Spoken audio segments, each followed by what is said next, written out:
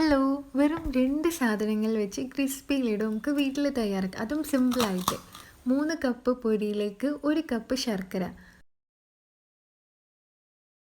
Flame ഓണിൽ തന്നെ വെക്കുക. എന്നിട്ട് ശർക്കര ഇട്ടിട്ട് അതിലേക്ക് ഒരു 1/4 കപ്പ് വെള്ളം ഒഴിക്കുക. ഓവർ വെള്ളം ഒഴിക്കരുത്. എന്നിട്ട് അതൊന്ന് മെൽറ്റായിട്ട് വരുമ്പോൾ അതിലേക്ക് 1/2 ടേബിൾ സ്പൂൺ ഗീയോ അല്ലെങ്കിൽ ബട്ടറോ അങ്ങനെ എന്തെങ്കിലും ഇട്ടിട്ട് നന്നായിട്ട് മിക്സ് ചെയ്യുക. എന്നിട്ട് അതൊന്ന് പാകമാണോ നോക്കാൻ വേണ്ടിയിട്ട് ഒരു കപ്പിൽ കുറച്ച് വെള്ളം എടുക്കുക. അതിൽ ഈ ശർക്കര ഇട്ടിച്ചിട്ട് ഒന്ന് അടി കട്ടിയായിട്ട് വരുമ്പോൾ അത് പാകമായി എന്നാണ് അർത്ഥം. അപ്പം ഫ്ലെയിം ഓഫ് ചെയ്തിട്ട് ഈ പൊടി അതിലേക്ക് ഇട്ടിട്ട് മിക്സ് ചെയ്ത് കൊടുക്കുക.